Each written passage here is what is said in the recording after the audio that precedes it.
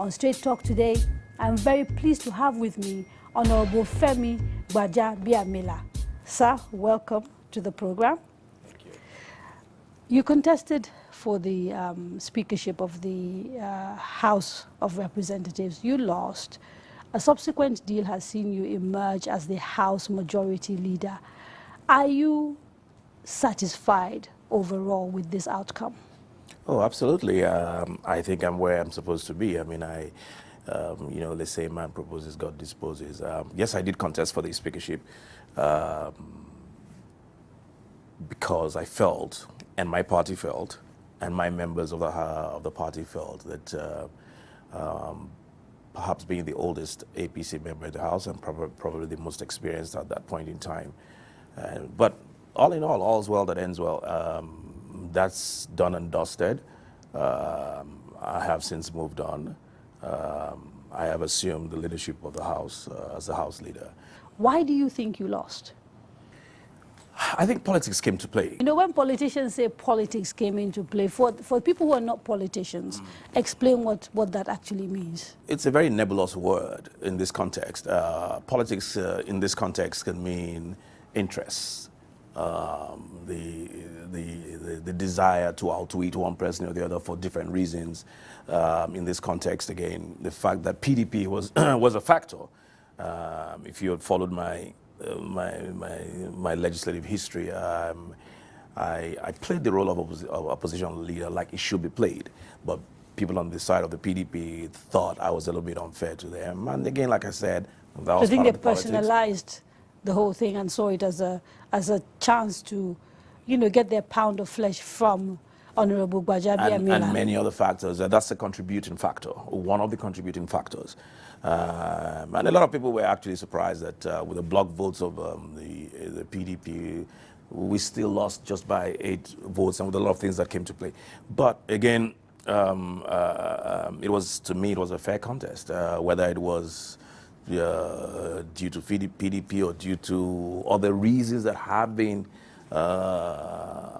attributed. It was a fair contest. Was it due to a backlash against Asiwaju Bola Ahmed Tinubu because you are closely associated with him, and there was talk at the time that people felt he was trying to impose candidates on, the national party? Well, I mean, we've heard this, and we've always had talk about Asiwaju Bola Ahmed Tinubu, and it's such a crying shame that in this country, that is what you have to say about somebody who, like it or leave it. Without Asiwaju Bola Ahmed Tinubu, we wouldn't have an APC today. He's not God, but he's a vessel that God has used, as far as I'm concerned, to put that party together.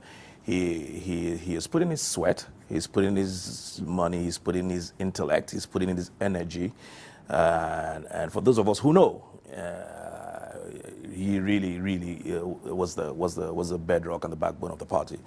And to now turn around and say, because he's close, he has an associate, the question you need to ask then is that associate, does he have the capacity? Is he capable? Has he produced an associate in the past that did not do well for the country? But people don't necessarily look at you as an associate. They look at the relationship between you and him as that of a godfather and his son.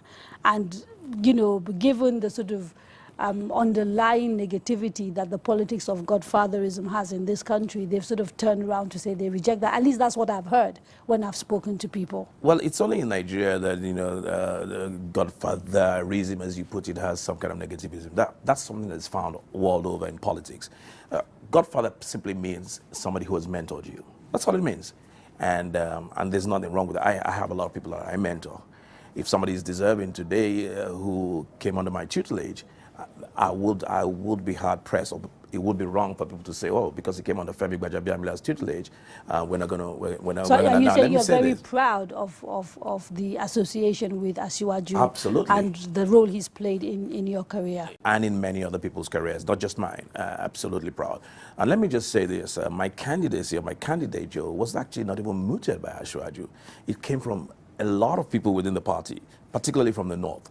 And it was after they approached him that he said, okay, hey, why not? Fair enough. So to not pin that or zero it down to one man is to say almost But it is true, uncharitable. isn't it, that at the peak of that fight, the news that was out there was that this was essentially a fight to save the soul of the APC from the dominance of one man.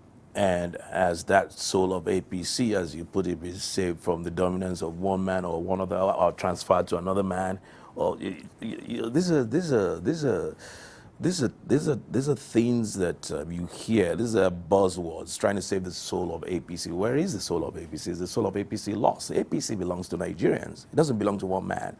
But without Nigerians, there will be no APC. So nobody can own the soul of APC. Are you concerned that these fractures that sort of appeared and manifested mostly around the time that the contest for the speakership as well as the Senate presidency were on don't appear to be healing very quickly? There were very deep-rooted fundamental issues on the issue of struggle for power, and there will always be struggle for power, whatever part of the world you're in. I mean, that's again, when I say politics, that's all politics is about, is struggle for power.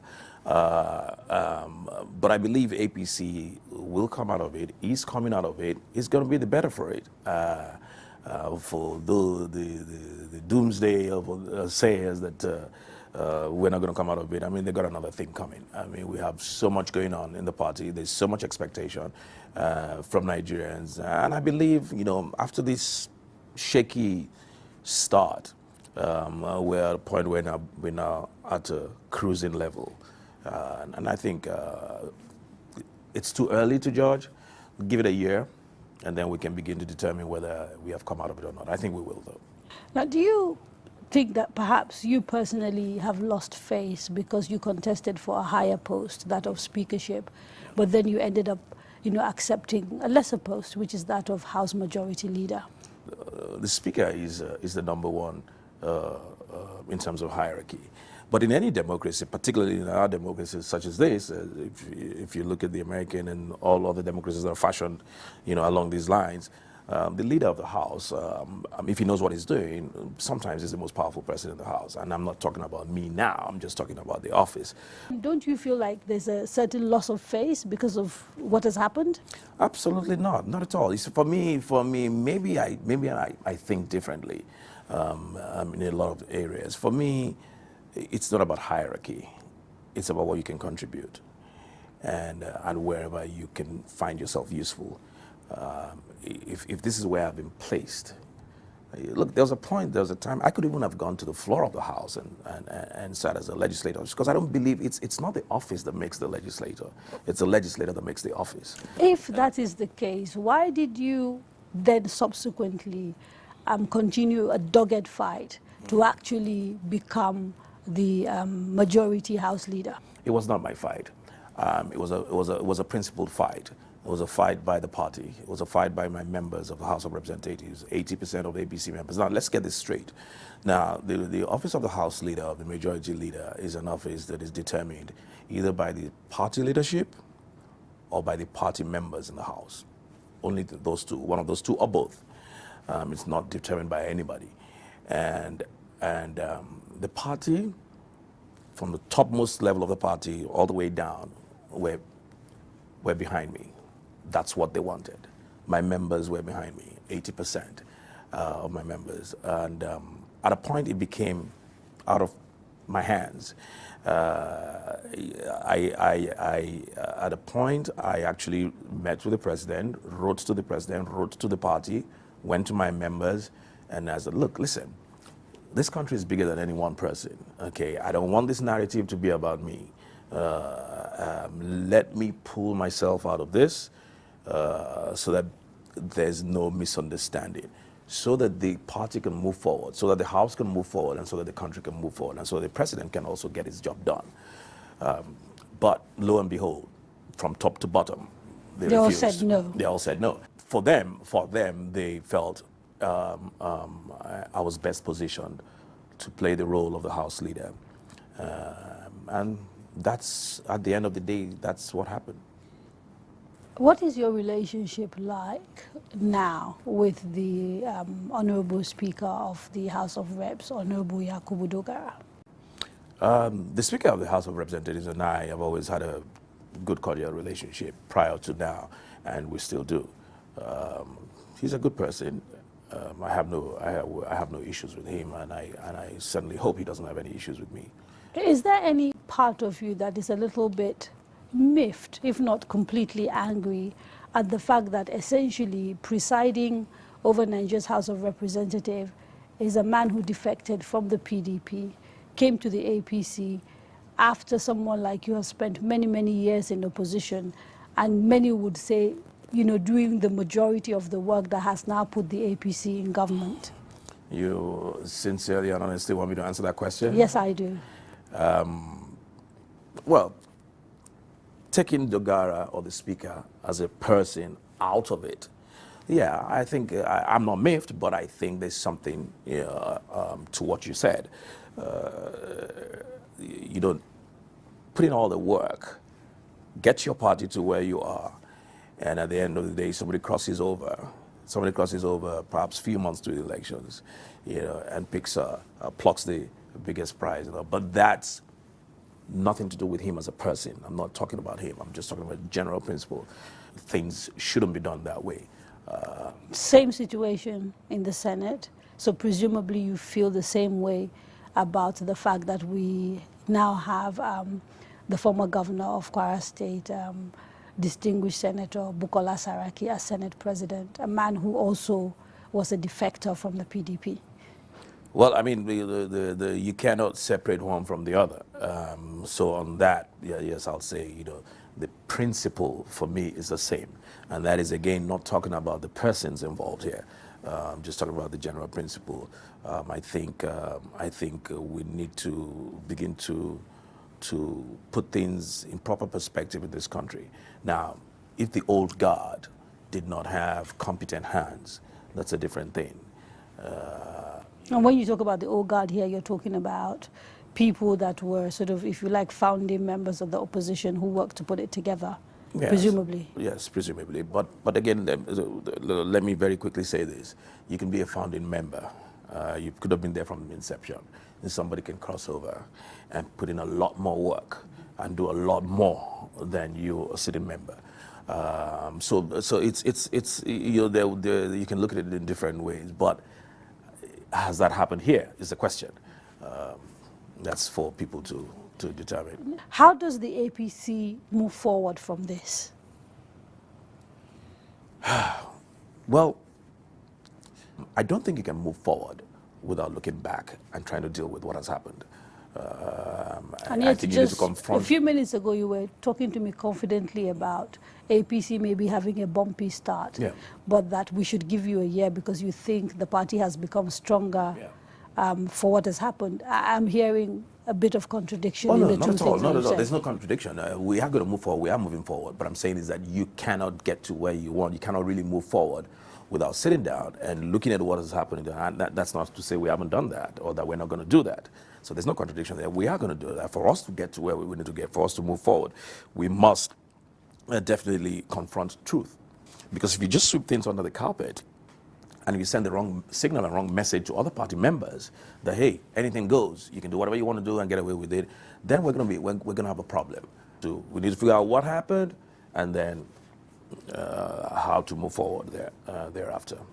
Recently, the former Speaker of Nigeria's House of Representatives, who is now the Governor of Sokoto State, Malam Aminu Tambwa, came out to explain why he supported Dogara, to become the Speaker and not you, even though everybody had assumed he had a very close relationship with you.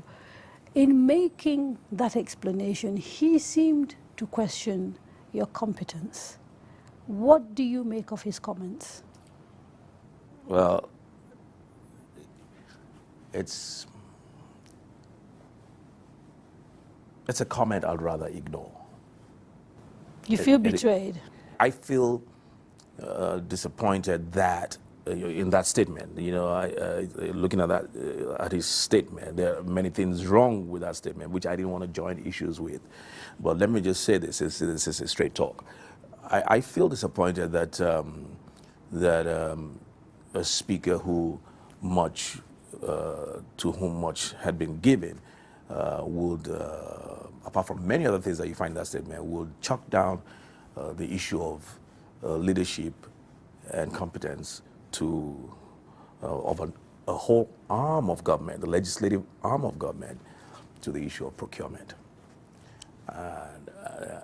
and welfare. And that's the last thing I would have expected him to say.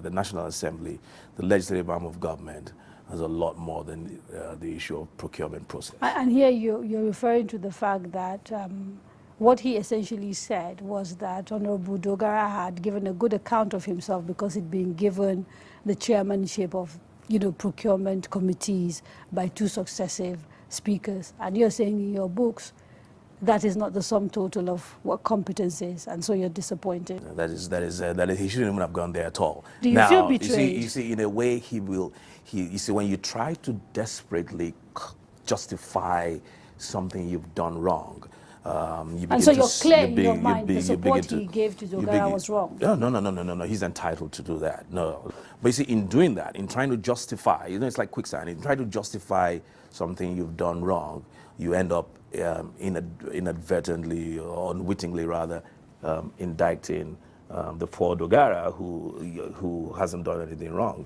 Because if you're talking about procurement process, that he's been in charge for 8 years of procurement process, I mean, well, everybody remembers clearly that it was the same procurement process that got Patricia Ete into trouble when he was in charge.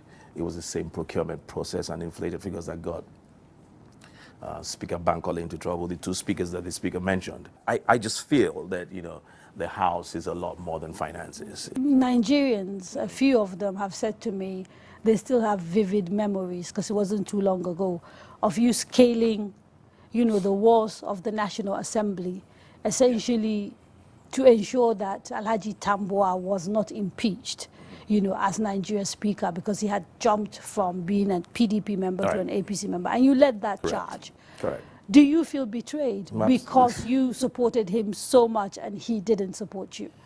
To sit here and say there is no sense of betrayal will be lying and being hypocritical. Of course, there's a sense of betrayal, but it's not something I dwell on. Betrayal is, unfortunately, happens to be the order of the day in politics, particularly in Nigeria. So,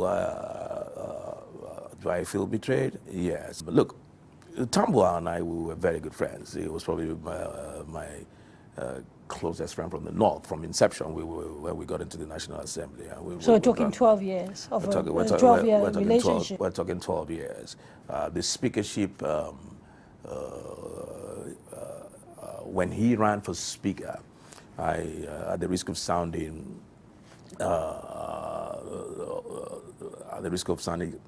it may sound as vainglory, but I think I single-handedly pushed his speakership bid.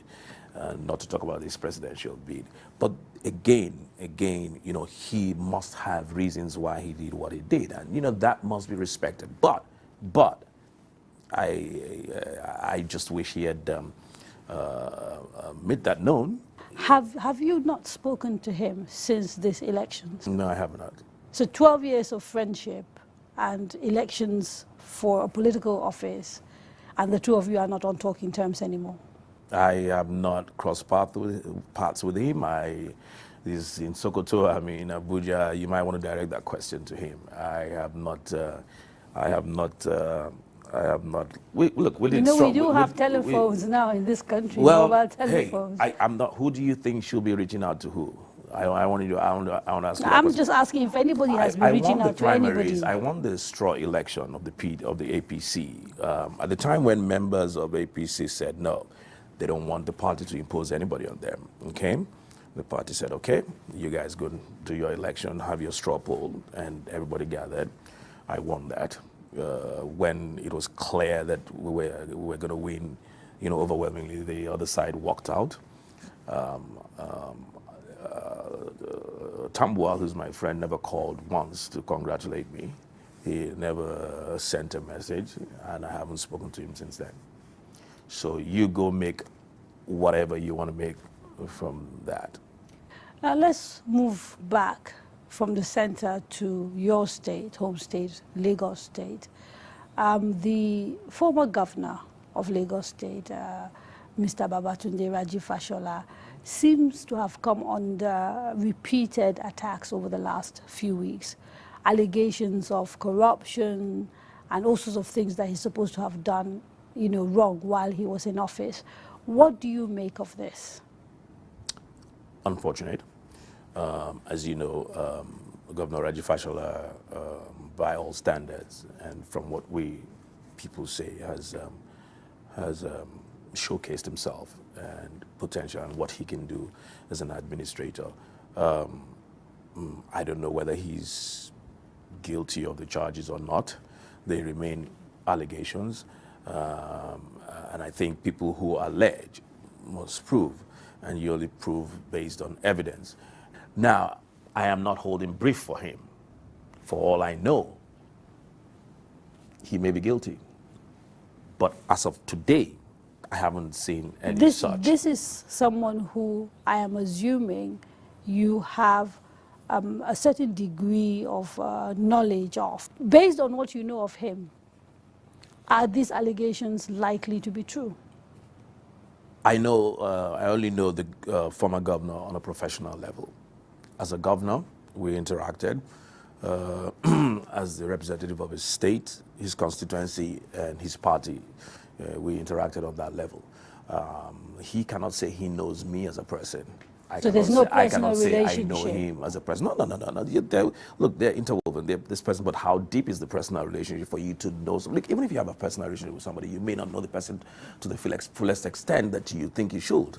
But I'm sure, though, there are people in your professional life that you could say you could vouch for, based on your knowledge of, how they work, and maybe your experience of them. Based on my knowledge and my experience of people and work, it will be foolhardy for me now, based on my experience. Having gone through what you've gone through. To vouch for anybody. How much do you cost us? Who's you? The House of Assembly. I think you mean the House of Representatives? No, I mean the National Assembly. From the last, what I remember, I think the National Assembly costs, that's the legislative arm of government, costs the country roughly about, if not less, 2% of its annual budget. Because if I remember correctly... What are the numbers? I'll give you the numbers. If I remember correctly, in the last 2-3 budget cycles, I think the budget has been average of about 4 trillion naira. And I think the budget of the National Assembly then was 150 billion. So you do the math and see how much it costs. Now that has been reduced to 120 billion, so even less now. Right. Of that 120 billion, how much of it is the personal take home? And here I'm talking about basic salaries and allowances for members. Okay, well, look, for me, my basic take home monthly is close to about 700,000 to 800,000 naira.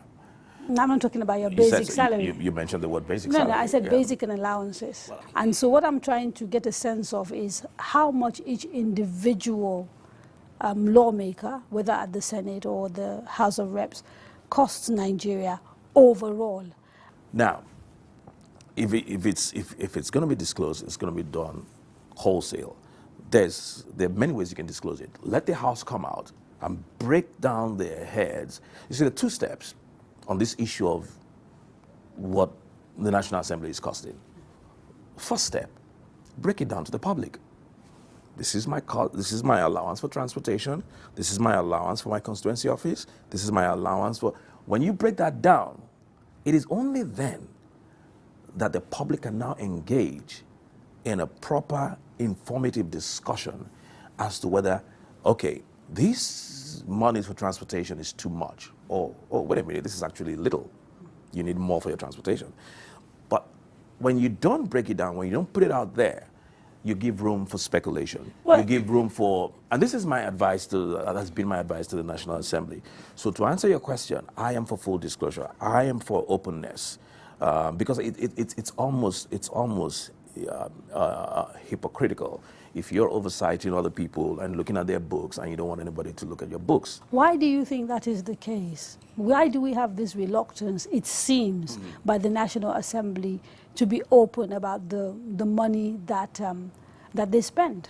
I believe, again, I'm only guessing here, that the members of the House are also human. I don't want my dog to know how much I earn. I don't want my brother to know how much I earn. I don't want my blood, because then they'll make demands no matter how little, no matter how much the amount I earn is. I'm just giving speculation. But those reasons are even irrelevant. We need to do it. It doesn't matter why you don't want to do it. It needs to be done because it's public money.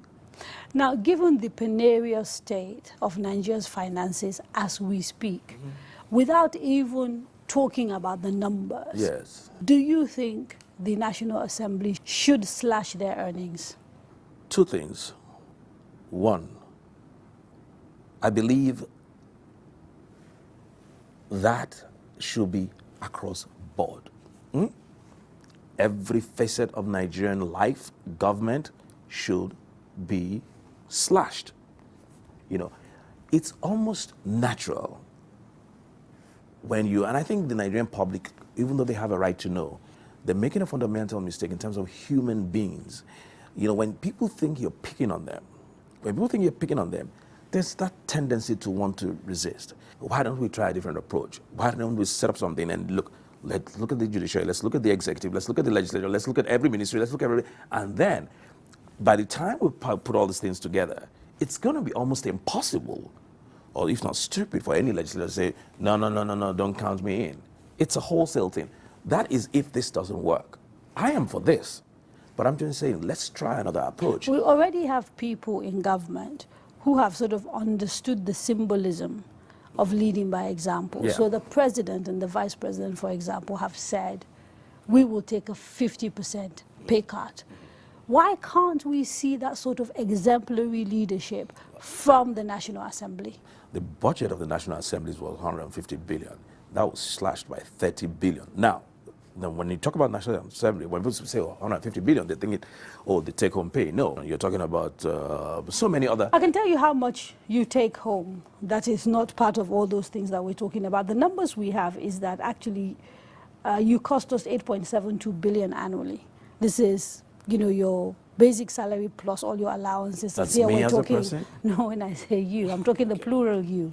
As in the National Assembly. And that's how many people? And that's 109 in the Senate and 400 and 360 in the House of Reps. This includes furniture allowance, you know, dressing allowance and all that. And what Nigerians are looking at is a minimum wage of 18,000 naira.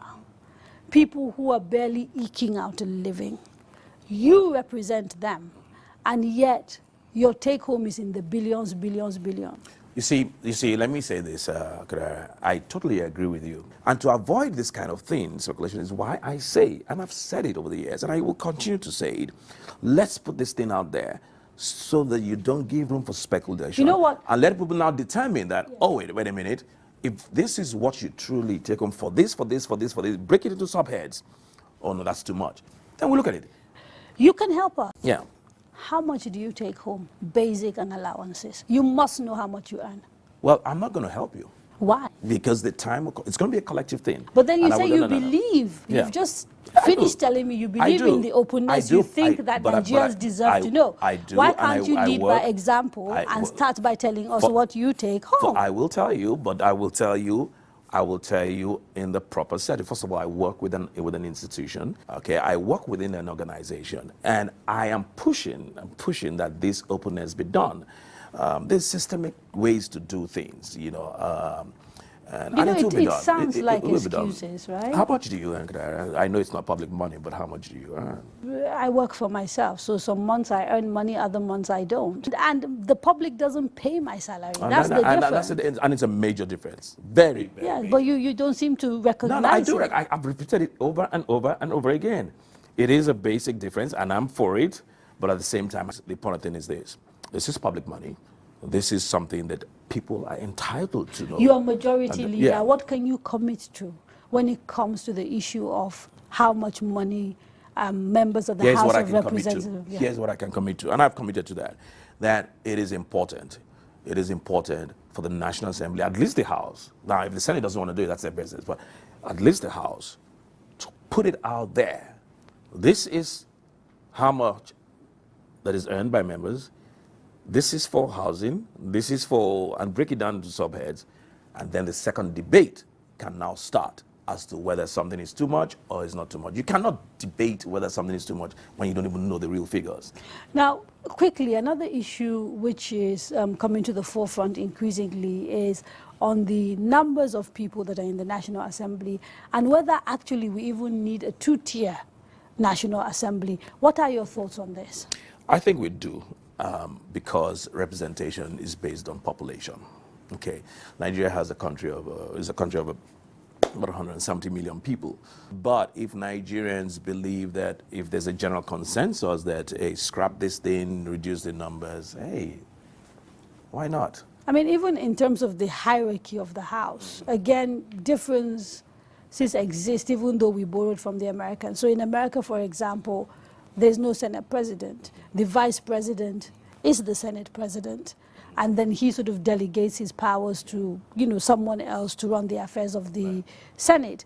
In the House of Representatives, there's no deputy speaker. What they have is the speaker followed by the person who holds your position, which is the leader of the majority in the House, et cetera, et cetera. Why are we, looking to sort of just create things that seem to cost Nigerians a lot of money?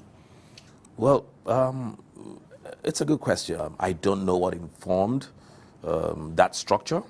I met that structure there. I haven't researched it. Maybe I should.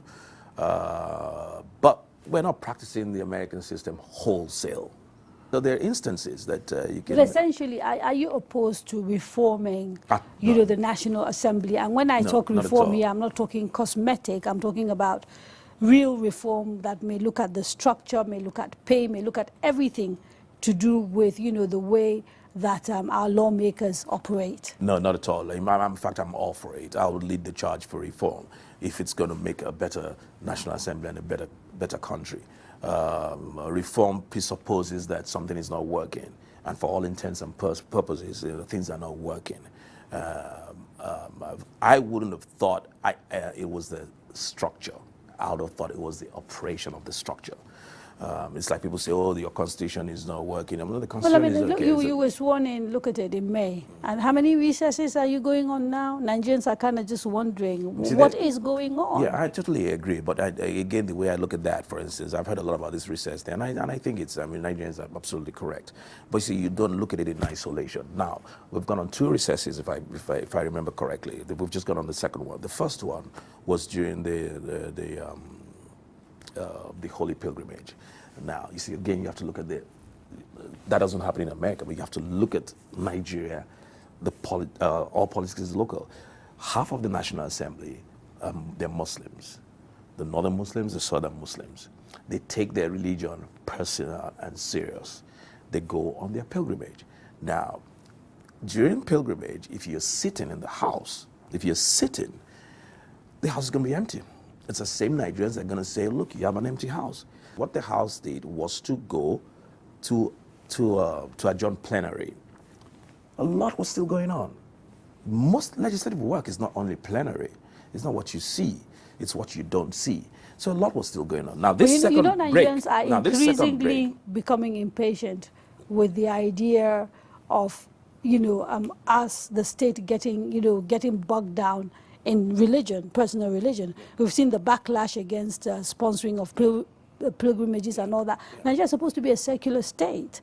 So how come our legislators are not taking these things into account? Legislators that go on pilgrimage are not going on the government tickets. They're sponsoring themselves. And Nigeria is a secular public. Nigeria does not stop you from practicing your religion. No, imagine if I went to my employer and every time I wanted to do something personal, I personally give myself a holiday. That is what you guys are doing. If you could call religion personal, but the worship of God is personal, but you and I both know that religion is actually fundamental in this country.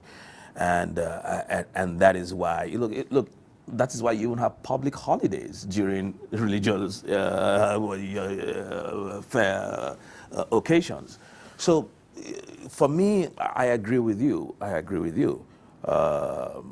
That maybe we should look at this thing, look at it very well in a way it wouldn't affect governance. Now, this second break, which is where I was going to, the second break is the yearly summer break that members go on.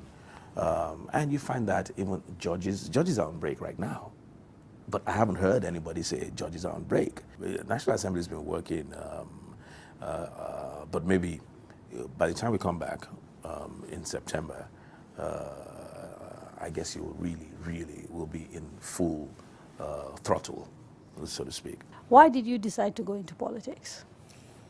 Well, I wouldn't say it was a conscious or deliberate decision. It was just something I felt I had a natural flair for. Now, this might sound cliche, when you say you want to contribute your own quota, but that's actually what I wanted to do, and I still intend to do. Again, it sounds like a cliche, but that was what motivated and propelled me. Now, you were a lawyer practicing in the States, and you left to come and join politics in Nigeria. Was it that your practice wasn't that successful? No, I actually had a good practice. I actually had a good practice in Atlanta, Georgia. But then there's a certain pull about your country.